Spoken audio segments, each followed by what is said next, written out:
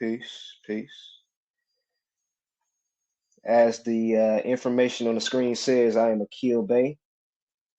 This is International Law class number 5, is it? Today we'll be talking about the France versus United States of America international court case.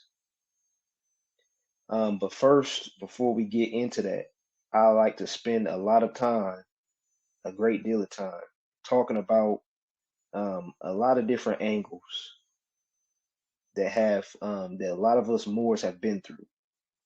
And I'm talking about as far as authenticating the birth certificate, the name change, doing business as an organization, uh, operating as the Moor Science Temple of America, uh, making trusts in the United States government to exercise things, et cetera, court cases and all that.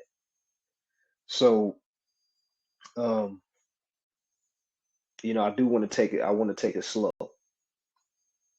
So on the screen, as you can see, for anybody who would like to join these classes, you can contact me on with the information on the screen. You can use that information, um, and I'll send you a link, and it'll be the same link every Sunday.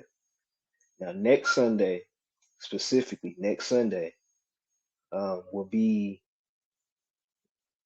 I'm not sure what that date is, but next Sunday will be um, a different time. It'll be earlier, hopefully around 3 o'clock. So if you watch this video before then, take that into account. Um, so before we get into the court case, I like to just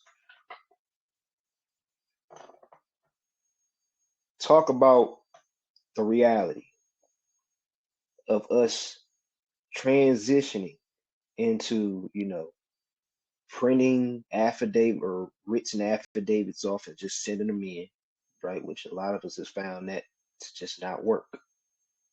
Um, some of us still believe in that, and that's fine, whatever. Some of us are doing business as an organization, right? Under the United States of America. So you're using your, religious rights. You're using, uh, the rights of doing business as an organization, the articles of organization, to, exercise certain rights, right? Which will lead to small victories. It'll lead to you beating court cases. It'll teach you how to write wills, affidavits, right? Trusts, how to set up a trust, many different types of trusts, right? That's good. That's excellent. Okay. What it also does is teach you how to move and how to get familiar with a certain aspect that us Moors has lost. That's good. But what we must understand is that when we're doing business as an organization, right, you're not exercising your human rights. The whole goal is to exercise human rights, right? Okay. The whole goal is for us to have our own government, right? I think that's fair enough to understand. If we're not aiming for that, we're dismissing that. And if those are the two main goals, then setting up in purgatory, if you will, this mid-heaven, where small victories could lead us to great amounts of hope for our reality, for our individual reality. You may beat a court case. Hey, yeah, this is the way. This is the way. You might not have to pay a bill, right? Hey, this is the way. This is the way. You might, um, start exercising your Moroccan plates that's in a trust in their government, right? You might find that to be the way. But the thing is, Hey, peace, Mo. The thing is, we have to draw the line at the end of the day. We got to say, hey, this has taught me a lot. Doing business or organization has, brought me out of my status or one phase of consciousness. But now it's time for us to take it up to another echelon, right? So let's just take this slow. Some of us know that when you're trying to exercise, many of us Moors who have taken this path, when you're trying to do business as an organization, right? You may come across things like I have to get a name change, right? I'm gonna get a name change, or however you change your name. This is a few ways to do it within their government, okay? Which that matters none right now as far as how it's done. The point is we need our own government to do that. But before we get to that point, some of us may have thought, okay, let's get the name change. Let's go through the paperwork, the process. Boop, it's done, right? Now you're recognized as your appellation in their government. Hey, peace more.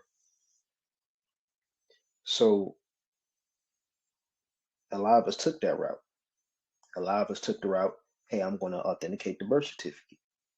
Why? Because that's the actual United States citizen, such and such, et cetera, right? We went on about why we shouldn't, why we should. So, and then we updated the Social Security, right? To make every line, everything, right? Some of us took that route, some of us didn't. Still sending stuff into the United States, regardless, whichever way you're talking about it, whichever way you're talking about it. The first step is to start our own government, which does not take the recognition of the United States to do.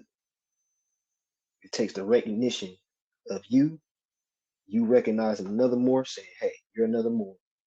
We're forming a government, whatever seats of government that is, right? You recognize each other.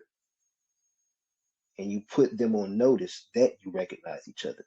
You're not searching for anybody else. And when I say them, I'm talking about the United Nations, not the United States. The United States is a corporation that's not acting like a state, it's pretending to act like a state. So you can't get true acknowledgement from a corporation that everybody knows in the world is a corporation, but it's still pretending. Nobody's going to allow the United States to grant that type of authority. We did it. In the treaties, it's limited authority, right? So we're going to get into more of that when we read the France versus United States of America case. But so keep in mind, when we go through a name change, right, in their United States system, that means that all you did was update the straw man in the truest sense, no matter what you did, no matter what you say you did, no matter you call yourself proclaiming nationality, writing an affidavit, whatever. Because behind closed doors, as we've been reading in the France versus United States of America case, on the higher echelon, where it matters, international law, the treaties, et cetera, you can call yourself all that stuff, but when it comes to these treaties, France and the United States of America, who is weighing out international law, right? France is weighing out international law in the United States of America standpoint, right? They call all Moors who said, I'm a Moorish American, I'm this, I'm that, and that, whatever, American Indian, whatever. They wrapped everybody up under two words: Moorish subjects and proteges. Not Moorish Americans, not American Indians, not Native American, not whatever. Moorish subject, because a Moorish subject should just be a Moor under their Moroccan government, just like a French subject is a French person, a Frenchman under a French government. And a German subject is under a German government, et cetera, et cetera. But there's a triple entendre to the term Moorish subject. Why is that the case for us and nobody else? Peace, more.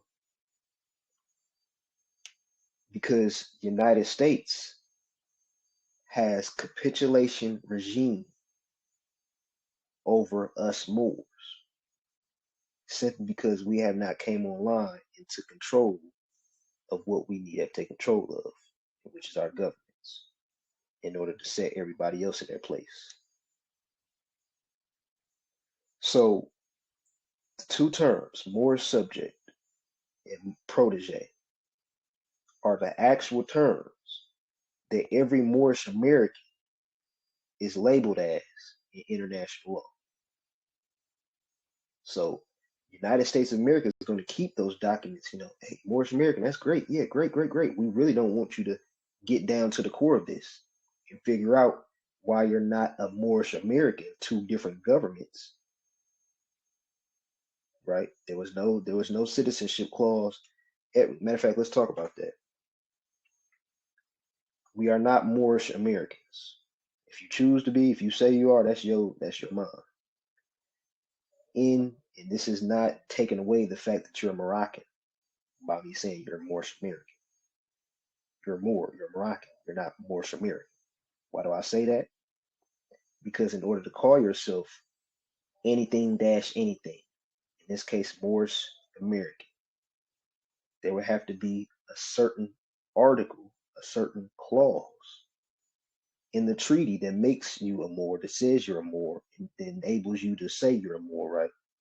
Well, you were the person that made the treaty. So, but anyways, the Treaty of Peace and Friendship says, okay, Moors and Americans, right? Moroccans and the United States of America, hence Americans, right? So that's what we say in Americans. United States of America are Americans, right? So it's not taken away from calling yourself a Moor. It's saying stop falling from the trick bag, stop falling from COINTELPRO, because you would have to simply call out in the treaties first off that came before Noble Drew Ali, which Noble Drew Ali was very, very aware of. How are you a Moroccan in America's jurisdiction, and a Moorish American at the same time? You're Moroccan born in America, which is a jurisdiction. We're talking about something that has an overlay, a jurisdiction over another jurisdiction. You can't be a part of two different jurisdictions. Okay. France has their jurisdiction, Germany has their jurisdiction, et cetera, right? Each state government has their jurisdiction. So for Moors to say, you don't have jurisdiction over me, United States, well, United States is a corporation under the United States of America, right? So that's the term United Statesian. If you ever heard of that, United Statesian is a kind of one of those weak terms, but it's an actual term. Regardless, United States, people some more saying, I'm not a, United States doesn't have jurisdiction over me. When actually they do, if you don't have your own government, because that's the treaty between two governments, not an individual person saying you're not jurisdictional. No. The treaty. If you want to first, the treaty is between two governments. What is a government? Well, governments are not handled by having a prophet, a sultan, not anymore. If you read cases, court cases, international law court cases, specific between France and letters, France and United States of America, it'll tell you modern day states.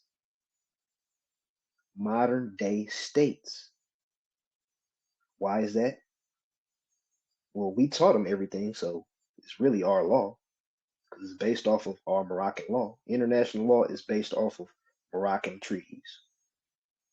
Without Moroccan treaties, there is no such thing as international law. The only reason international law is there is to enforce treaties to make sure everybody is following the agreements that they are supposed to. That's what international law is. That's it. So it's a system of enforcing nothing but treaties in which you should want to be a part of. So believe it or not, there are Moors actually coming up with new terms, saying you're one of those international law Moors now, huh? You're one of those treaty Moors. These are the new terms that Moors are coming up with for the sake of cognitive dissonance, for the sake of staying in their lane, staying what they're comfortable, staying where they're at, in which we know that we're not at where we're supposed to be at. So why would we stay there? Right. So it's a lot to take in, but it's very simple. It's very simple. Moorish Americans, who has pumped this terminology? COINTELPRO. Well, where's this COINTELPRO besides the temple? That's obvious, besides the temple. I'm not saying every temple, but besides the temple. English books, these have documents, right? United States itself is the COINTELPRO. So when we say all this Moorish American, we pulling up dates, different documents, this old book from 1890, but whatever, such and such. We're talking about people that aren't even talking about treaties itself. Okay, English authors from 18 such and such. Well, of course they're going to pump some type of information, especially when they have help from the people that turned dirty Moors. They wouldn't be able to do it without them. Hence the term America, you know, which a lot of the indigenous people, we have many terminologies, so much terminologies.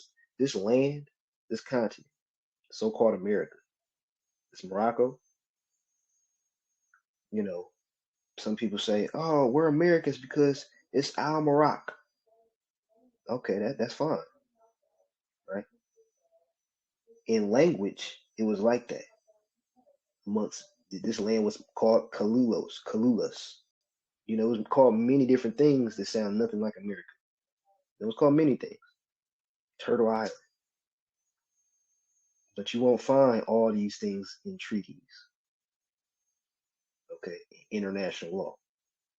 You might find certain things such as Native American in dummy treaties with treaties that were actual Native Americans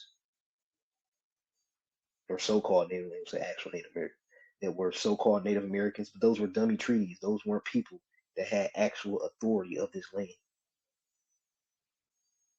You might find, so much the United States making a treaty with this tribe over here. Well, that tribe is not.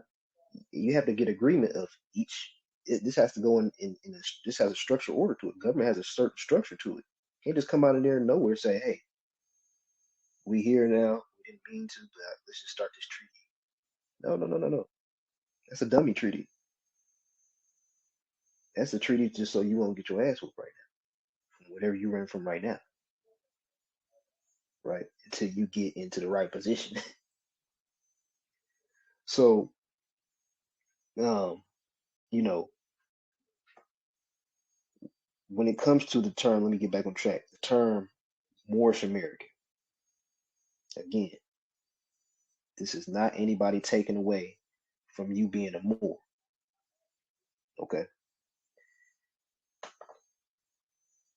COINTELPRO has done a heavy job.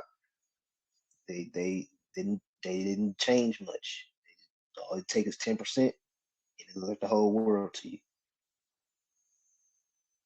The only reason people associate the only reason Moors associate themselves with America is because 1828, Webster's Dictionary said Americans are copper colored people.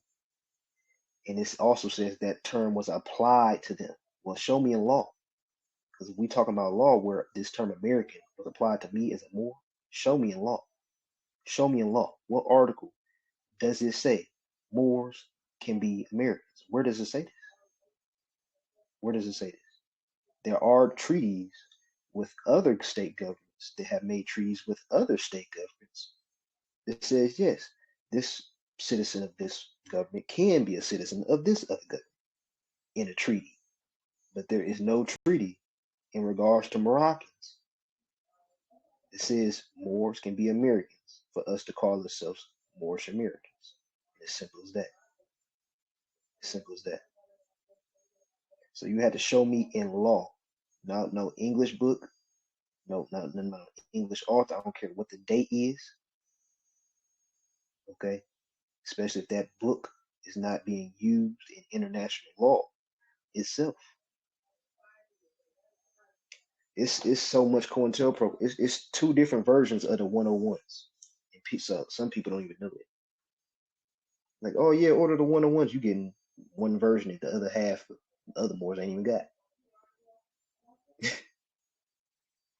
So and it change up slight small wording. You'll never know. I'm telling you, all they need is 10%, and you think you're doing something. Do you know what I'm saying?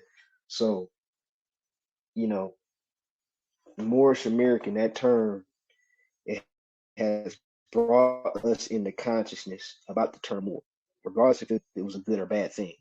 The term Moorish American has taught so-called Americans that the term Moor exists. So once people say, oh, well, Moorish American, whether it's true or not, it's a gift and a curse, true. It says, hey, what's a Moor, none of these? Because behind closed doors, the term Moorish subject is being used to identify you. So you see the flip side of that? Well, Moorish subject behind closed doors is being used. Here you go calling yourself black, Negro, colored, African American, Afro American, et cetera, Mexican. Then you find out, oh, Moorish American, even though that's not the proper term. See the counteraction, Moorish subject, Moorish American. Okay. We see it trying to bridge the consciousness, whether right or wrong. I'm not saying COINTELPRO is right. Of course not. Of course not. We silly. But we got to understand that nothing happens by no just coincidence. Everything is spiritual. There's always a beneficial side to everything. I don't care what you talk about. So this term Moorish American does not take away from you as a Moor, right? But there's no such thing as the term Moorish American in international law, which is where we're supposed to be. So, we can spend just a tad bit more time on this, just a little bit, in regards to trusts, right? Say you like to set up trusts or want to set up trusts so you can exercise your nationality card or your driver's license plates, right? Again, remember you're a more subject, a protege doing all this, right? So in the space of moving as a corporation, and you don't even want to be seen as a corporation. Remember, 14th Amendment, major corporation. Okay, well now you're exercising corporation on behalf of you, right? Okay, that's the least you can do, right? At least until you make your more state government. Really, you shouldn't be doing that anyhow. Like really, all that authenticating birth certificate. Just leave that sphere alone, because all it takes is for you to establish a 3 branches of government. Well, according to my knowledge, it's at one head of each government, of each branch. So how many people is in your state? How many Moors is in your state that you know, that you can deal with, right? I'm not saying you don't have to be in touch with all the Moors in the world. You don't have to be 20 deep. Start with what you have. As long as you qualify, which is not much, it is not much. It is not much. I promise you, it is not much. One branch requires a person, a human being, right? A human person. You need at least one human person in each branch.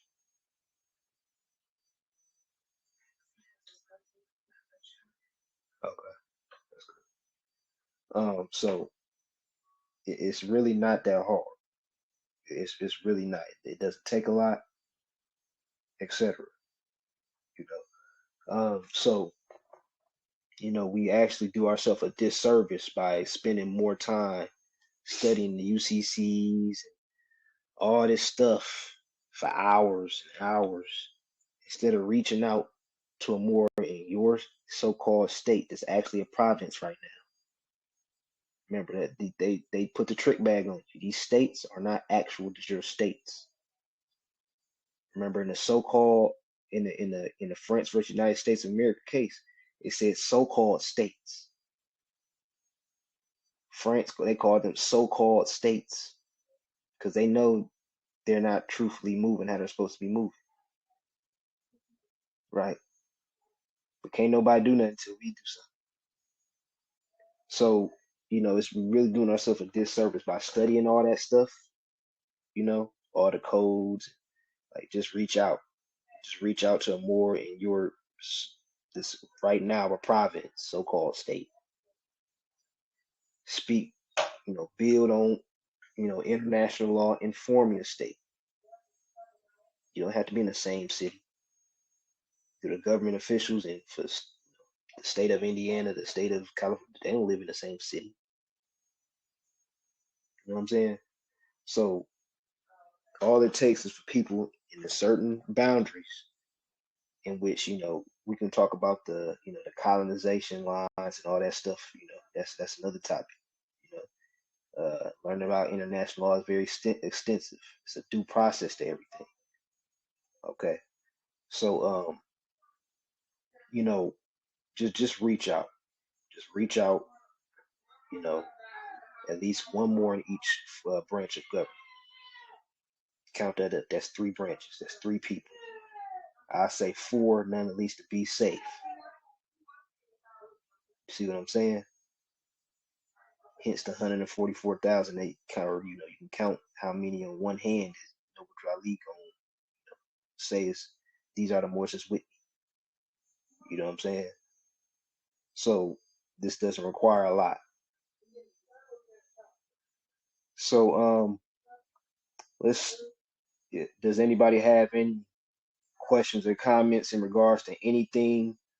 Um, in this sphere, in the sphere of doing business or organization, setting up trusts in their government, anything. You know what I'm saying? Because oh, and let me say this, peace, Mo. Let's say you get your name changed in the United States government.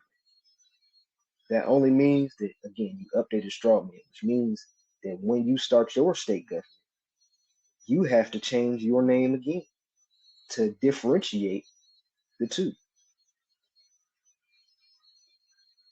You see how much of the disservice we do by involving ourselves. This is why they say that's selling yourself into slavery. Because the more you get money, the more broke you are, right? No, that's not real money, right? So the more you involve yourself with their government, the harder it is you're gonna be, or the more confused you're gonna make it to say, okay, we do need to just start our state government, just recognize each other, just start simple. It's gonna be harder to do that because you built up cognitive dissonance. You see what I'm saying? With so many small victories. See? So yeah, so does anybody have any questions in regards to that sphere or any comments?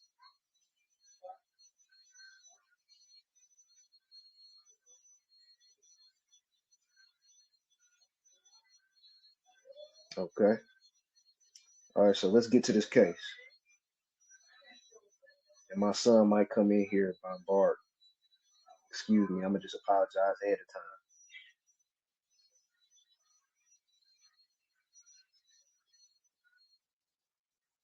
Okay, so what I really the point that I really want to get to is right here on page 14. But we're gonna start with 13 to kind of get used to what's going on. Okay, we didn't leave off at this point on the last class. This is a 42-page document, so we're not going to read every page, as you can do that on your own time. We're just going to talk about the four corners of this case, if you will, four pillars, what made this case, what's actually going on. Okay, so it says we're going to start with the second paragraph, or this, which is really the first paragraph, which says these various facts. These various facts show that commercial or economic equality in Morocco was assured to the United States not only by Morocco, but also by France as the protecting state. Okay. It may be asked whether France, in spite of her position as the protector of Morocco, is herself subject to this principle of equality and can not only commercial or economic privileges, which are not equally enjoyed by the United States. So the United States, basically, we can kind of sum up what's been going on. The United States are trying to make sure that they're in an equal position to France. Why? Because because France are the protectorates of Morocco.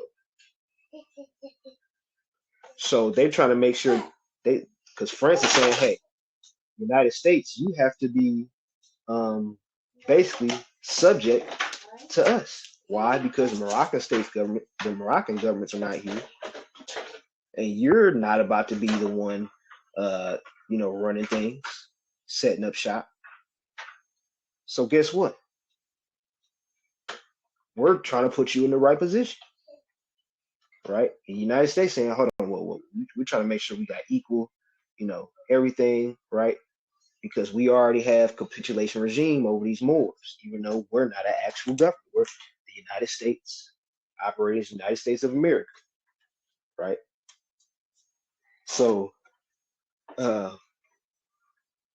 they've already established themselves to be able to run things to a certain degree. So it's very hard for France and other nations, other state governments, to corner, because this is a situation between us and the United States. So everybody else can do 9/10,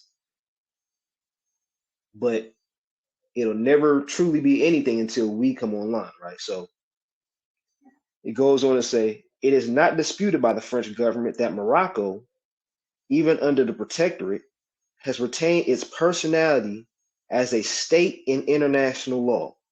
Oh, whoa. Okay, let's just stop right there.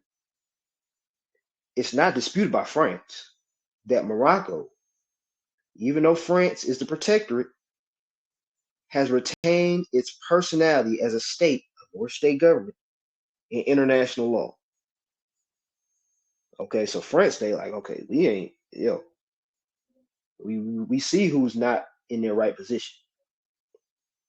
But United States over here, on the other hand, is trying to, they're trying to change up the story every time somebody got something to say. So the rights of France and Morocco are defined by the Protectorate Treaty of 1912. What is that? The Treaty of Fez. In economic matters, France is accorded. Hold on just a second. Excuse me.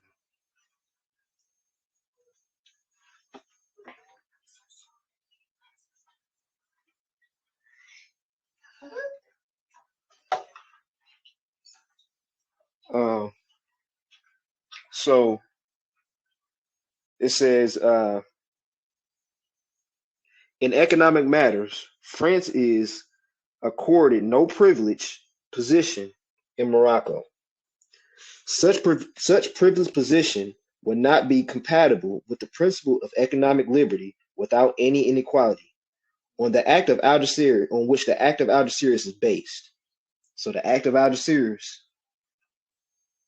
gave us economic liberty, okay, in which we gonna go. I'm gonna make a specific class about the history. Have a history class over the act of Algeciras, so we can get familiar with this whole picture here. The reality of how France became the protectorate. The reality of why the act of Algeciras was made, what it says in the act of Algeciras, what it's for, etc. You know, the things outside of uh, international law documents, letters, and treaties. So, so it says what the Act of Algeciras is based on, right? This was confirmed by the above mentioned note from the French ambassador in Washington on November 14th, 1918, where it is stated that by virtue of the clause of economic equality inserted in the Act of Algeciras, other states have preserved their right to enjoy such equality. And it says, that French, "Meme vivis de la puissance protectrice." uh, as the United States can therefore not only recognize French courts in Morocco, but also give up in the French zone the enjoyment of all privileges following from capitulations without thereby losing this advantage. Okay, so that's France. That's just talking about France.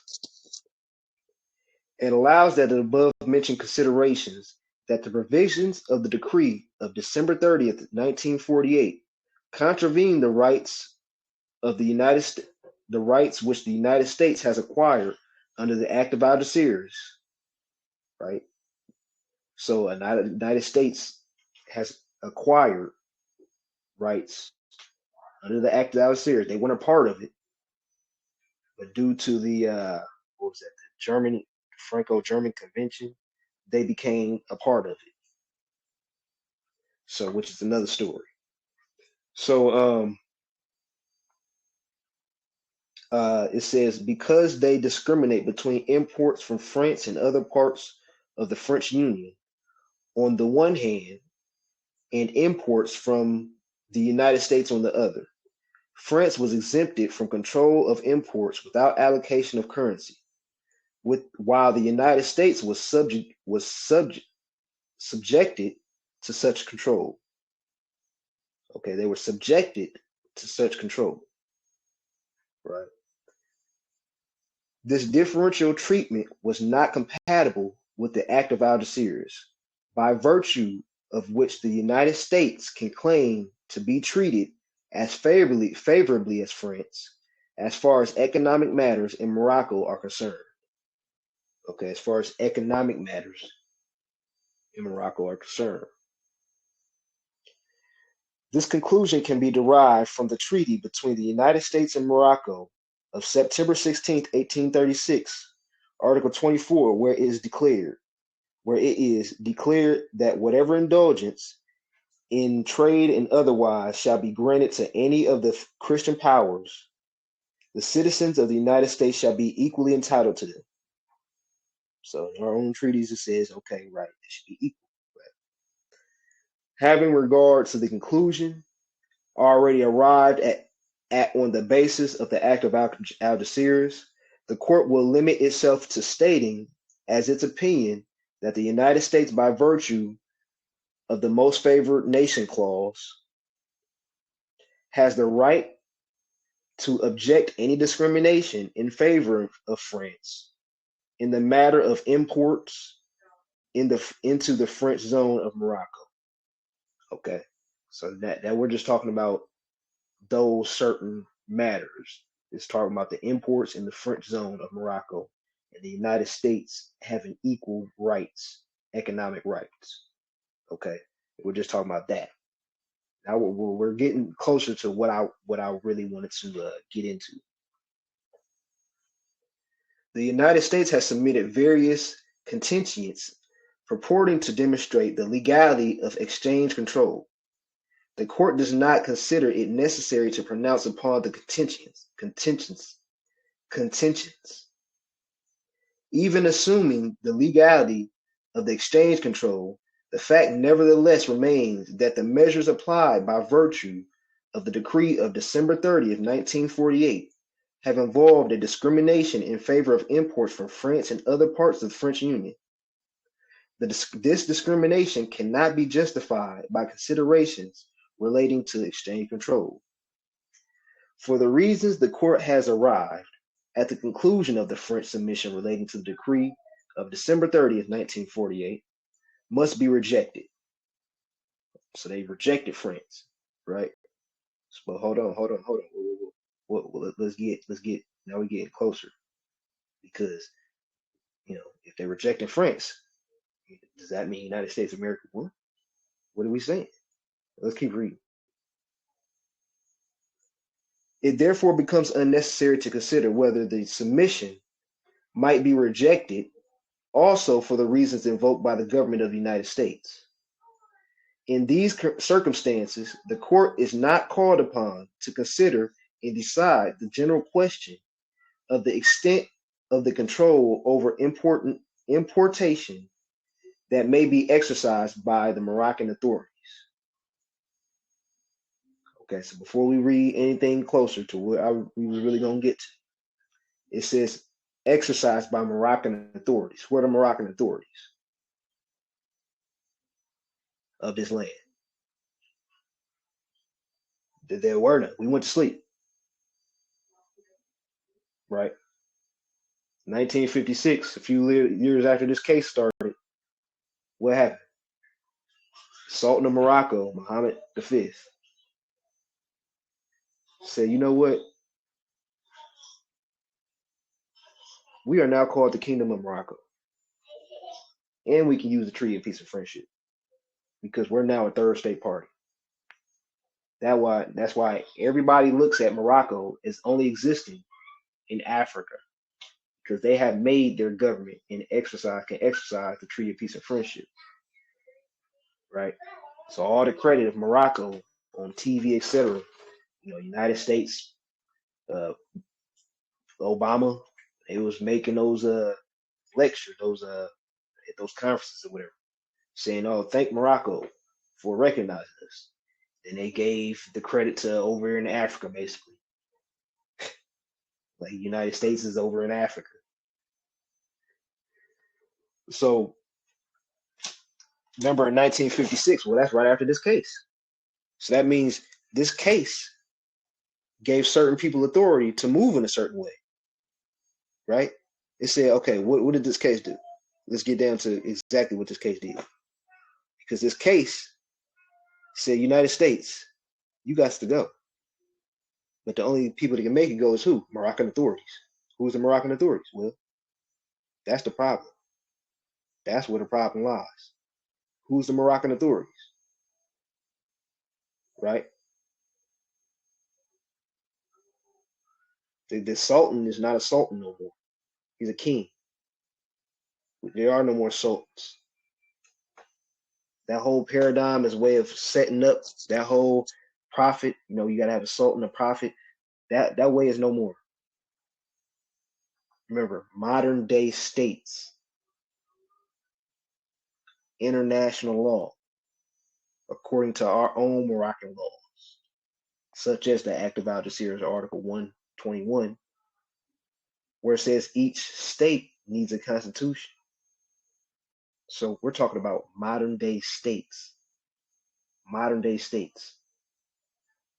Not just because it's France versus United States of America says so, or these letters between France and the United States of America says so in international law, because our own Moroccan law says so. So this is what Noble Drali didn't say. Why? Because it wasn't told. The other half is going to be told when we study international law. You know how much was going on just when he came on the scene, and it wasn't even done yet. That was only half of it. After he transitioned, the other half was established. So much for us to be able to create a state government. Act of Algeciras was 1906. Noble Drali came on the scene in 1913. You really think that if they took decade after decade to establish the proper position in international law for us Moors in America, it took France how many years to put the United States and America in a certain check, and they still couldn't get us to wake up? You see? France was working on the outside, Noble Drali was working on the inside, basically. That's what was going on. France was checking the United States of America. Noble Drew Ali said, look, we ain't going to be ready to run a government. I can tell you that, but we can start somewhere. I can tell you that. So, um, so Moroccan authorities, right? Who are they, right? So let's keep going. The court will now consider the extent of the consular jurisdiction of the United States of America in the French zone of Morocco. Remember, the French are the protectors of Morocco. We're talking about what the United States can do in Morocco, right? What kind of jurisdiction? Consular jurisdiction. Remember, they have limited rights, right? Okay, we're now taking away consular jurisdiction, right? That's what the international law is saying. This court order will now consider the extent of consular jurisdiction of the United States of America in the French zone. So now they're going to talk about it. The French submission in this regard reads as follows. This is France. This is the privilege of the nationals of the United States of America in Morocco, are only those which result from the text of Article 20 and 21 of the Treaty of September 16, 1836, and that since the most favored nation clause contained in Article 24 of the said treaty can no longer be invoked by the United States. You see how they're using United States of America interchangeably? They're crossing all T's and dotting all I's. In the present state of the international obligations of the Sharifian Empire, that's where we are, there is nothing to justify the granting of the nationals of the United States in the preferential treatment which would be contrary to the provisions of the treaties. So, you know how they say the Treaty of Peace and Friendship is the longest treaty that has not been broken. Well, the United States is doing their part still, literally. They're not doing shit wrong. Except the human trafficking and shit like that. Yeah, that's wrong. But in regards to our status, that's on we allowed the demons. Basically, a demon ain't gonna come in until you allow it. Who allowed it? We did. How? We failed. We became ignorant. We the ones not studying. We allowed it. Period. When is a demon gonna wake up? When you start cleaning your spirit. When you start cleaning the house. Right? When we come online as a more state government. So,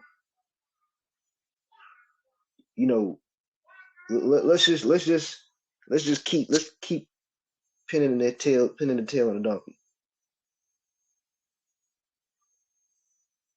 Because we gotta hear where it hurt.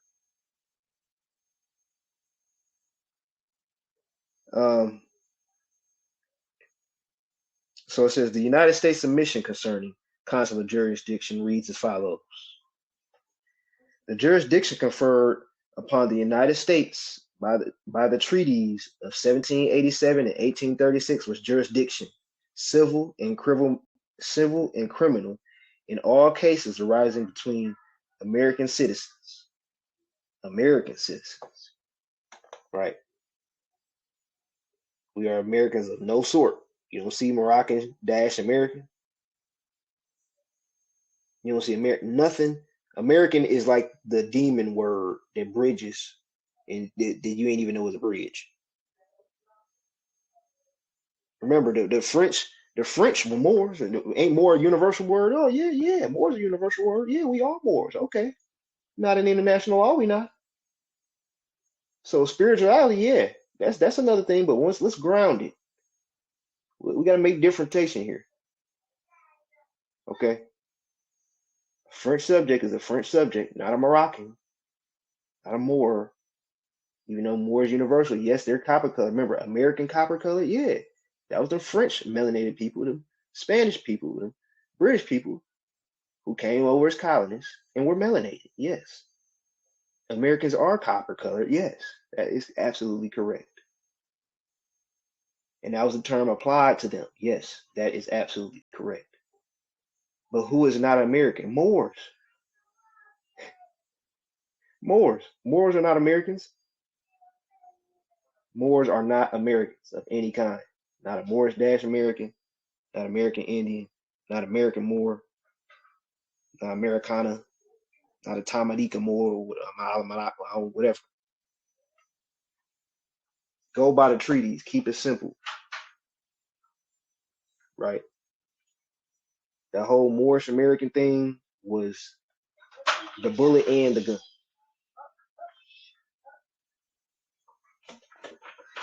So, but also again, you got to remember, everything has two sides.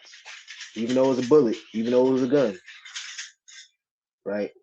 Even though the United States system ain't our government, the United States of America ain't our government. What happened? A lot of Moors found small victories. They found some remedy, right? It's a good and it's some good and bad, right? Don't make the demon totally bad, but it needs to get the fuck out of here, right? So,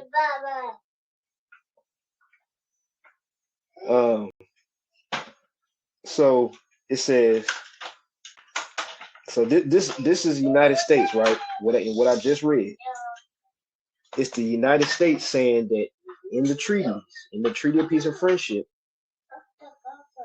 jurisdiction over civil and criminal matters is conferred. That's limited jurisdiction given to the United States, right? So, in addition, the United States acquired in Morocco jurisdiction in all cases in which American citizens or proteges, remember, we are not American citizens, but it says or proteges, was defendant through the effect of the most favored nation clause and through custom and usage. Such jurisdiction was not affected by the surrender by Great Britain in 1937 of its rights of jurisdiction in the French zone of Morocco. Such jurisdiction has never been renounced, expressly or impliedly by the United States. So before we continue, right there, it says, in addition, the United States acquired, this is the United States, right? Aligning the ducks, right? This is just them. We're going to get into what the international judges have to say soon. But this the alignment. Okay, so they know that there's something about protectorates. Who is the protectorates? Who is not? We know we're not citizens of the United States of America. They know that. They said that the famous case that I cannot is not coming to mind right now. Say it so much I forgot. But so they know we're not United States citizens. We know we're not United States citizens. So what are we? Protectorates, proteges. We're proteges, right? That's what they call us if we don't have a more state government.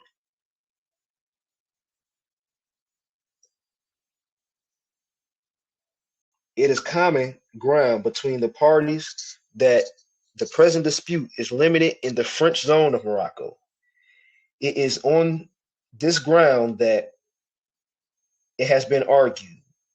The court cannot therefore pronounce upon the legal situation in other parts of Morocco. In order to consider the extent of the rights of the United States relating to consular jurisdiction, it has been necessary to examine three groups of treaties. The first group includes a bilateral treaty of Morocco with France, the Netherlands, Great Britain, Denmark, Spain, and the United States, Sardinia, Austria, Belgium, and Germany, which covered the period from 1631 to 1892. These treaties were largely concerned with commerce, including the rights and privileges of foreign traders in Morocco, dealt with the question of consular jurisdiction in three different ways. Here are the three. Certain of the treaties include specific and comprehensive grants of rights of consular jurisdiction of the powers concerned. Example, the treaties of Great Britain of 1856 and with Spain of 1799 and 1861. Okay, so we're talking about consular jurisdiction. Certain of the treaties made strictly limited grants of privileges with regard to consular jurisdiction. So now we're talking about treaties that made certain grants. We're not only talking consular jurisdiction, we're talking about the treaties that made certain grants for you to have consular jurisdiction, right?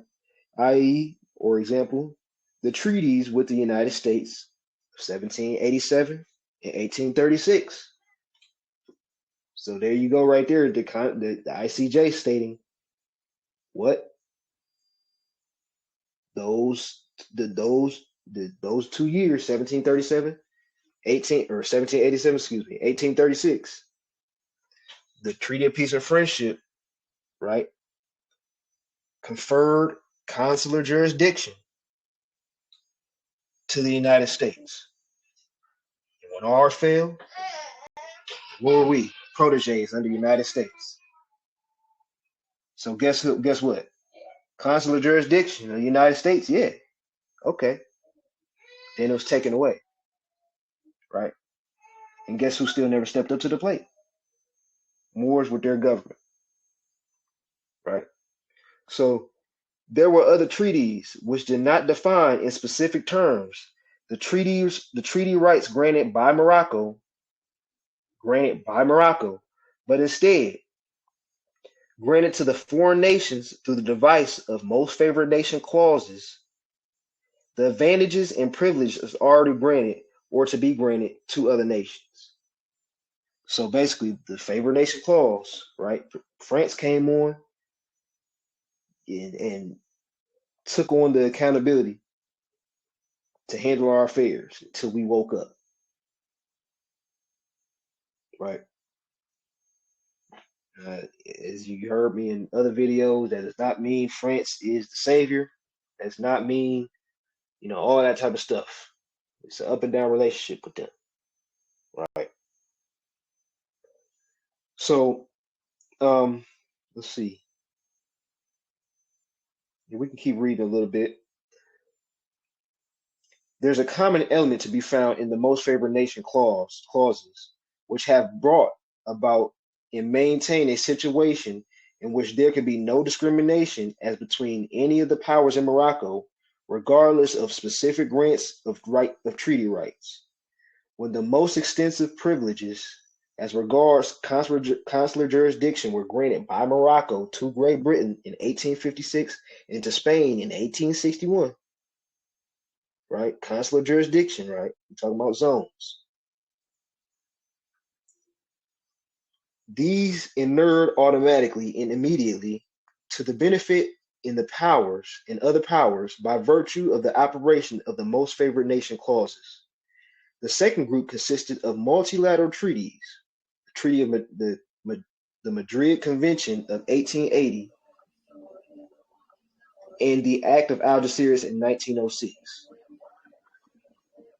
Okay, so it's angling to us, they're speaking to us, saying what do we need to really look at first to get out of the situation? Well, these are two treaties, right? The method of relying on individual action by interested powers, equalized by the operation of the most favored nation clauses, had led to abuse, and it had become necessary not merely to ensure economic liberty without discrimination, but also to impose an element of restraint upon the powers and to take steps to render possible development of Morocco into a modern state.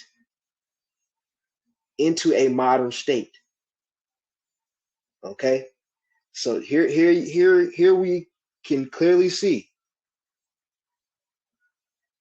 modern state, right? International law. They're saying, well, based on the treaties, based on the United States position and based on the protectorates, the proteges, excuse me.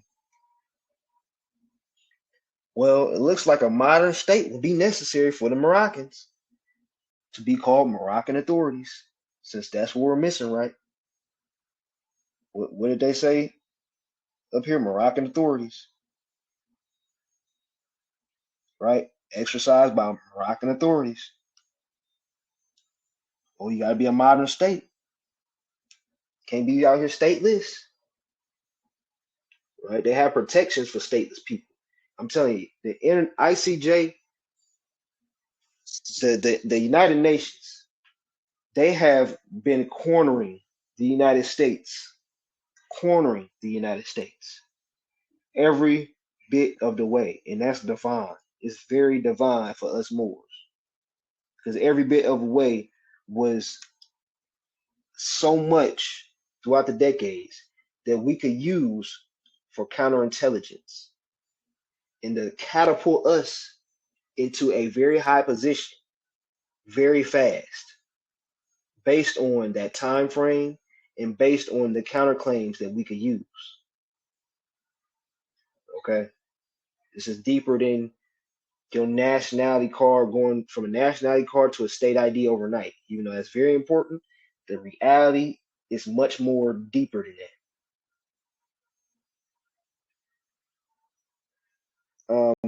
It goes to say the method of relying. We just read that. Accordingly, the rights of protection were restricted, and some of the limitations of the powers of the Sultan as regards foreigners, which had resulted from the provisions of the earlier bilateral treaties, were abated. The possibility of abuse in the exercise by Morocco of the powers thus extended was taken care of by the reserving element of supervision and control in the diplomatic body at Tangier. Okay, we're going to explain all that when I have my history classes, whenever that be, which will be very soon actually. The third group of the treaties concern the establishment of the protectorate. It is included that the agreements it included the agreements which preceded the assumption by France of a protectorate of Morocco and the Treaty of Fez in 1912. Under this treaty, Morocco remained a sovereign state, but it made an arrangement of a contractual character whereby France undertook to exercise certain sovereign powers in the name and on behalf of Morocco, and in principle, all of the international relations of Morocco. France, in the exercise of this function, is bound not only by the provisions of the Treaty of Fez, but also by all treaty obligations to which Morocco had been subject before the Protectorate, and which have not since been terminated or suspended by arrangement with the interested states. The establishment of the Protectorate and the organization of the tribunals of the Protectorate, which guaranteed judicial equality to foreigners, brought about a situation essentially different from that which had led to an establishment of consular jurisdiction under the earlier treaties. So consular jurisdiction, when Moors say, you don't have jurisdiction over me, United States of America, I don't care what you call yourself.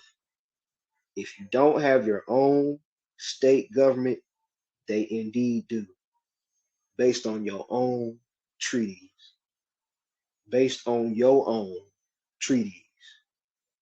your own ancestors. Not out of the way of, I'm giving them up, now let's sell them out. Out of the way of, you don't know what you're doing, so none the least you gonna protect yourself. They're gonna have somebody protect you because you think you know what you're doing. Remember, if we would have woke up, if all the Moors woke up and started state government right now, every Moor that knows that they're Moor, whether they call themselves a Moorish American or not. You know how much hell will be because everybody think they got the structure that they actually don't have? That would be hell. That would be hell. I actually would not want that because that would make the establishment in international law in alignment in which international law has been trying to aim for centuries way out of whack. Everybody trying to be a monarchy. You got this person want to be a sultan over the whole land. You got 5 people want to be the government of the entire Moroccan continent. It's like no. That's not how modern day government is ran. If Noble Drew left the Europeans, let's look at how they run in government. Let's look at how the United States format has done. Let's look at also how we can learn government, which we're not going to learn from the United States. We're going to learn from the people.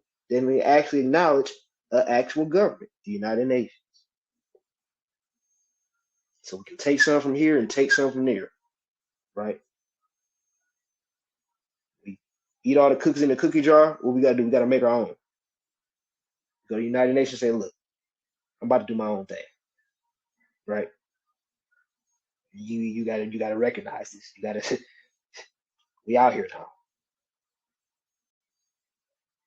That's what you gotta do. And again, it does not require much. Okay. But don't expect everybody to get it. Because it's gonna start slow. And we gonna definitely have more videos as far as the reality of transitioning, you know, you know, how would everybody know? How would everything, is it overnight that everybody in this state will know that your more state government is it, and you just take over everybody overnight and all this? Like, we're gonna talk about all that because everything has a due process. You gotta learn government. Everything has a due process. And also, again, if everybody was to wake up in one moment, think of that shock. Think of how out of whack we would be. So the transition in the statehood in every which way will be very fast at the same time. At the same time. It's a due process and transition that's healthy for the development of our minds into this. Okay. So we ain't gonna just be able to walk in here. Hey, this is my building. My people can come in here now. You get up. You right here where my money at. Nah, this ain't. It's a due process. The lion got to lay with the land for a little bit, right?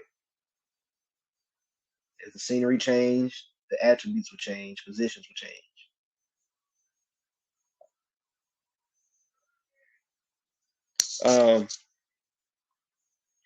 Where was I?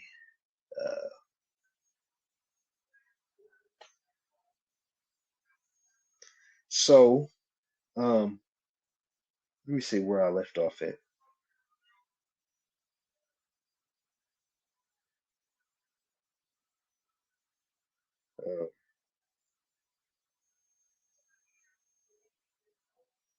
Okay, we're going to start off right here at accordingly. I'm not sure if that's where I left off at or not, but accordingly, France initiated negotiations. I feel like I read that. But accordingly, France initiated negotiations designed to bring about the renunciation of the regime of capitulations by the powers exercising consular jurisdiction in the French zone. In the cases of all the powers except the United States, these negotiations led to a renunciation of capitulatory rights and privileges, which, in the case of Great Britain, was embodied in the Convention of July 29th, 1937. In the case of the United States, there have been negotiations throughout which the United States had reserved its treaty rights. The French submission is based upon the treaty between the United States and Morocco of September 16, 1836.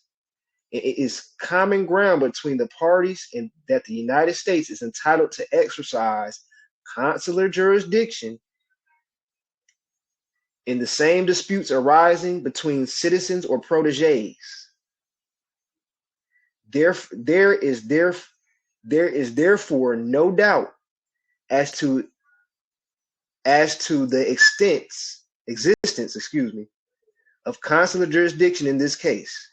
The only question to be decided in the extent of that jurisdiction in the year 1950 when this application was filed. Okay, so they're talking about capitulation regime, right? In consular jurisdiction. Now they said, okay, basically it's a two-way argument so far. United States, you can't do this, and guess what? You can do this until we form our own more state governments. They're trying to figure something out. United States, you ain't supposed to, but the other party ain't here to speak for itself. So how we going to enforce the treaty if the other party of the treaty ain't here? I mean, they got to figure out something. So, especially if you're acting in good faith. So it says, the first point raised by the submissions relates to the scope of jurisdictional clauses of the Treaty of 1836, which reads as follows. Article 20.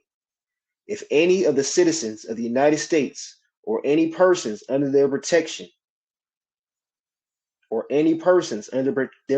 that's a protege, shall have any dispute with each other, the consul shall decide between the parties. Okay, where's the consuls of the Moroccan authorities? Right, the consul shall decide between the parties, and whenever the consul shall require any aid or assistance from our government to enforce his decision, it shall be immediately granted to him. Article 21. If a citizen of the United States shall kill or wound a Moor, or on the contrary, if a Moor shall kill or wound a citizen of the United States, the law of the country shall take place, and equal justice shall be rendered. The consul assisting at the trial, and if any delinquent shall make his escape, the consul shall not be answerable for him in any manner whatever. It is argued that Article 20 should be construed as giving consular jurisdiction over all disputes, civil and criminal, between the United States citizen and proteges. So Article 20, United States citizen and proteges, when it comes to civil and criminal matters, they got the right for, according to our own documents, our own law. They got the limited authority to do that, right? Because that's their government. Y'all want to be United States citizens? Cool. Y'all govern whatever the fuck that whoever want to be on that side. Whoever want to be protected for whatever reason. France, on the other hand, contends that the word dispute is limited to civil cases.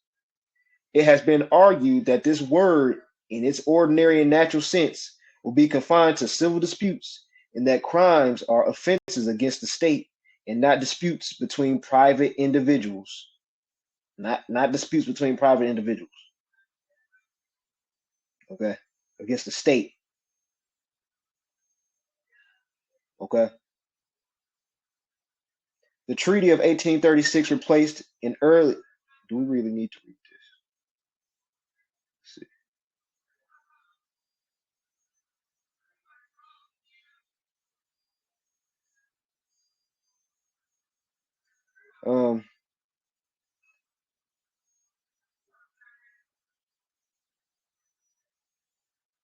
Okay, let's just finish reading. The Treaty of 1836 replaced an earlier treaty between the United States and Morocco, which was concluded in 1787. The two treaties were substantially identical in terms, and Articles 20 and 21 are insane to both. Are the same in both. Accordingly, in construing the provisions of Article 20, and in particular the expression shall have any dispute with each other, it is necessary to take into account the meaning of the word dispute at the times when the two treaties were concluded. For this purpose, it is possible to look at the way in which the word dispute or the French counterpart was used in the different treaties concluded by Morocco. Example: with France in 1631 and 1682, and with Great Britain in 1721, 1750, 1751, 1760, and 1801. It is clear that in these instances, the word was used to cover both civil and criminal disputes. Okay, so when we was talking about all disputes on behalf of the United States, we're talking about civil and criminal just in that itself. It is also necessary to take into account that at the times of these two treaties, the clear-cut distinction between civil and criminal matters has not yet been developed in Morocco. It hasn't been developed yet. We ain't came online and made that differentiation. The United States been controlling everything, right? Accordingly, it is necessary to construe the word dispute as used in Article 20 as referring both to civil disputes and criminal disputes insofar as they relate to breaches in criminal law committed by a United States citizen or protege upon another United States citizen or protege. So they can decide, everybody who want to be a United States citizen, okay, that's cool. Everybody who is protected by United States and don't have their own government, well, United States controls both the civil matters of both parties. Because Moroccan authorities should have people that they're protecting, because they should have a Moroccan state, their army, etc. Right? We're actually the ones protecting the United States. It should be the other way around. Okay. So, and this portion right here is also important too. Well, let's just kind of read a little bit of it.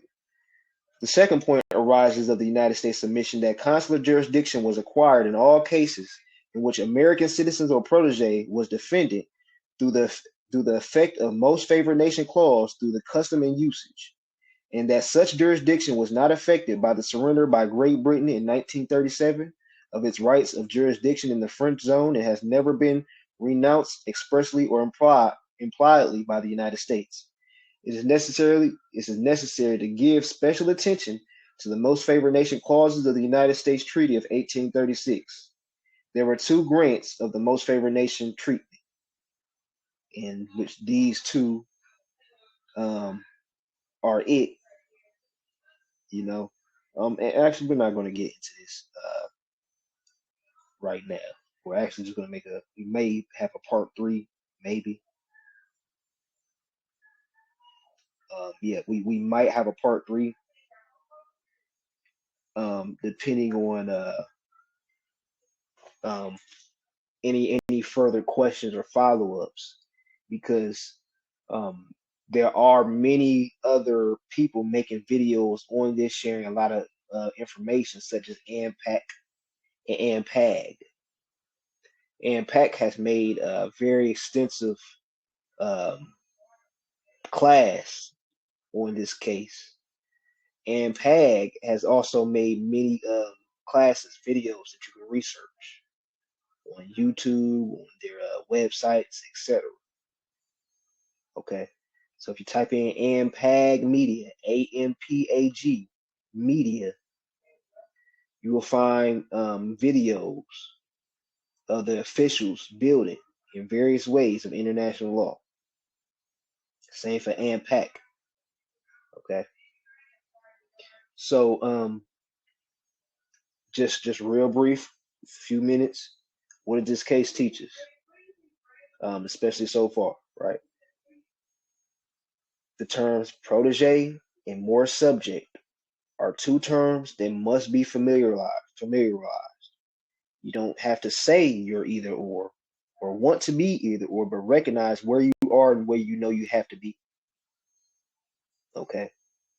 So more subject and protege are two terms that the United States have been rendering, taking control of, having authority over. Okay. In these documents, you will not see a Moorish American. You will not see that terminology. Okay. The United States is having one conversation with so-called Moorish Americans and another conversation with the nations amongst the world, because they're trying to balance two different worlds. Two different worlds.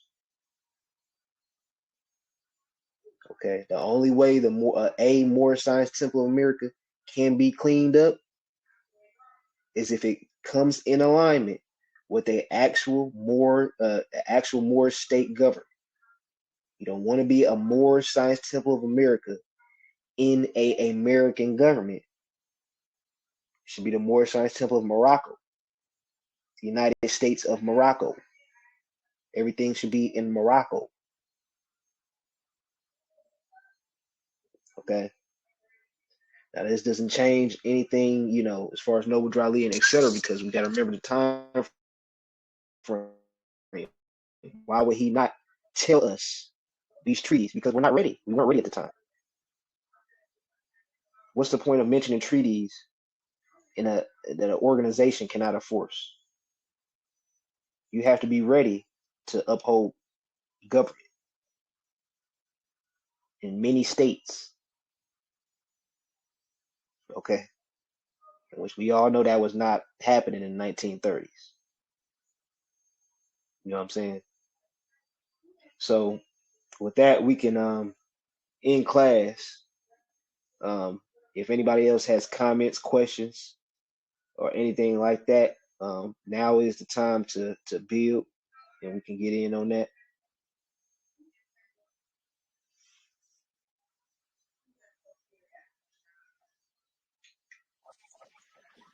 Islam. Islam, yo. I have a question. So, Yeah. people, like you made a comment in the beginning. Who go through their court system, as you stated, they're just updating the straw. Mm-hmm. So pretty much like you was stating that when we start to get our own government together within our own state, then we'll be able to go back and really put it on record. Because right now we don't know what they're doing as far as with our documents. Mm-hmm. Mm-hmm. Yeah. Okay. As far as the straw man itself, anything, every ounce of space, land, air, water, your thoughts, if you could, your thoughts really. The straw man, especially, is what I'm saying. Under your Moorish state government, you bring that too under your Moorish state government. You see, so us utilizing a corporation, right? It's something like this state. It's like this thing that's going to give us liberation. If you was in my metaphysics international law class, you seen that we went over that the term state is basically this Jesus taking the wheel, if you will. So this state is this, person is seen as a person in international law with full powers, right? All these miraculous, we talking about full powers that we haven't seen expressed in a long time, right? So this state is going to allow us to express full powers in any way, allowing us to bring the straw man and everything that's done in it, all the money attached to it, everything attached to it, all the riches attached to it, under our state government. enabling us to access full powers. See what I'm saying? So without us being according to our own Moroccan laws, we need permission. We actually need permission from a Moroccan government to be able to become a United States citizen or a citizen of any other sort. So in order to leave your Moroccan government in its de jure entirety, in the holistic sense, you have to have permission from a Moroccan authority, Moroccan government, to leave. So being that that's our own Moroccan government, nobody is literally a citizen in truth of anywhere else, right? That's in truth. But in fact, remember, it's a de facto government. The United States is a de facto government. In fact, de facto means in fact. So in fact, the United States is the government, government. The United States of America is a government. That's in fact, right? In truth, many things have been breached, right? Human trafficking, etc. So in truth, we have to make that align with the facts. So we spit out facts. Yeah, Morocco, we spit out Yamamor. But we have to line the truth up with the treaties, the undeniable truth, the common sense, right? But the straw man itself is, if you're exercising a straw man without having a state government, a more state government, the only thing you're doing is training your mind to believe in a religion without proper alignment, really. So you're making yourself believe that you have the way. You start forming classes, teaching people, charging for classes. I'll show you how to write a trust. I'll show you how to get a United States of America passport. Well, hold on. The treaty between Morocco and the United States of America. Why you want a United States of America passport? Islam to that, brother, for real. Okay. Um, Because we're still using their instruments at the end of the day. yeah, and the whole name of the game is sovereignty and independence. So we can't be independent while using somebody else's stuff, right? That takes away from the boxes we got to check. In order to become a state, it takes sovereignty and independence. Well, we can't form a government by practicing these types of ways. And that's why I say when it comes to the United States codes and stuff like that, we got to throw that stuff away. We wasting our time, literally second by second, studying that stuff when you could literally be using each minute to build, on international law. It's really that intricate, second by second. You know what I mean?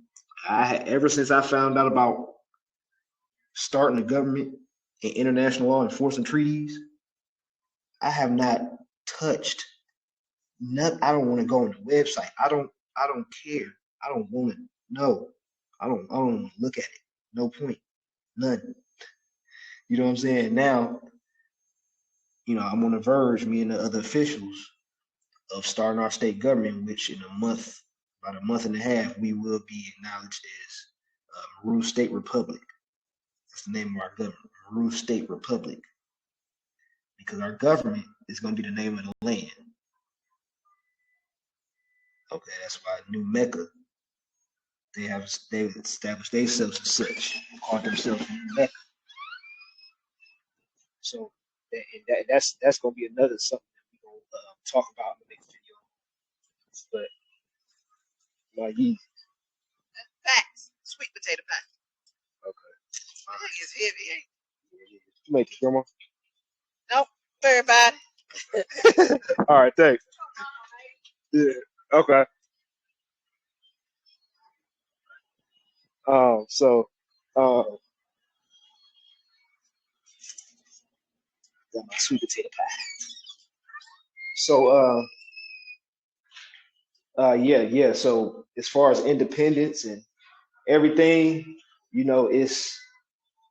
it's second by second. Like, again, with these small victories, it can seem so easy because everything's already laid out to get a United States American passport or, things like that. Everything seems so easy. But we can't settle for that because the other way is way more easier and it builds way more confidence. You know what I mean? So, literally all you got to do is start reaching out to people in your areas, find a few and literally, get to it. There's people out here ready to plug and play, help you plug and play. Right? All these treaties, this is not my treaty. This is just not AMPAC or AMPAC's treaty. Right? We're here to plug and play and be as egoless as possible, as thankfully AMPAC and AMPAC has been continuously showing people in New Mexico. You know what I'm saying? So, how everybody want to print off the same paper, all this stuff. We got to do things in a proper context, none at least, because this is all of our rights if we're going to be doing it. And there's people here ready to assist. You know what I'm saying? Because we so anxious to just get the show on the road, take the United States court, et cetera, et cetera. There's more state governments just thinking about just going ahead, right? And doing certain things because the Moors ain't waking up. You know what I'm saying? So, it's way better feeling putting your feds on when, you are acknowledged as a Moroccan authority and not a subject. You ain't subjugate. You know that. You know what I'm saying? And this ain't you just playing with the devil's paperwork, calling ourselves sovereigns and Moroccans and et cetera, et cetera. Because you got a United States American passport. No, that ain't nothing. That ain't nothing. That ain't nothing. That's the trick bag. Excuse me for getting dark.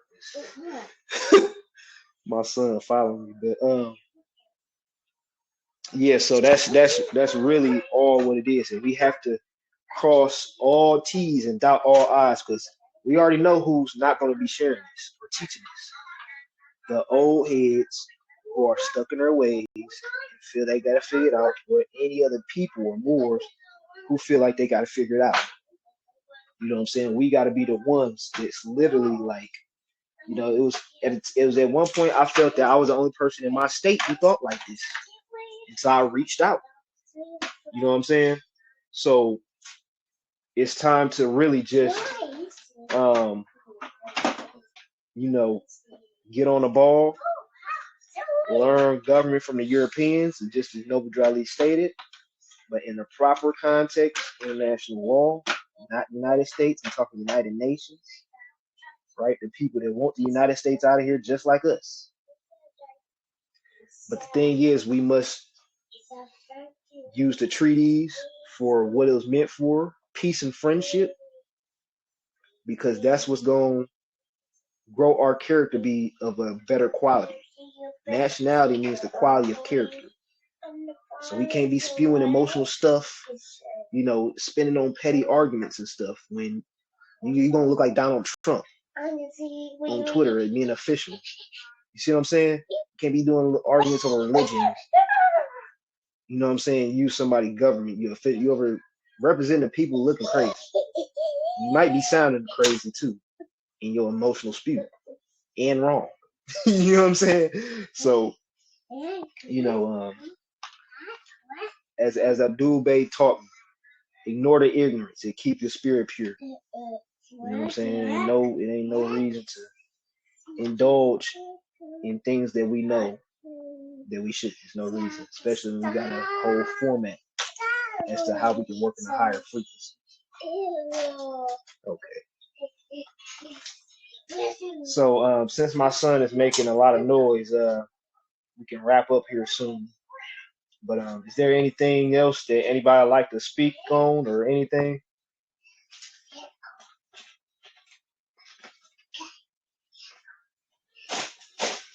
Great Great class, class, Mo. Mo. Definitely. I'm working with I'm a working few with a brothers few and brothers sisters and sisters myself, myself, for the state of for New the state of New Jersey, Jersey, and and we're working we're on the working on the Constitution. We Constitution. got the We got the flag, the flag, the seals, and seals, and everything. everything. So So we up and we up coming, and coming, Lapanape Hoking. Lapanape Hoking.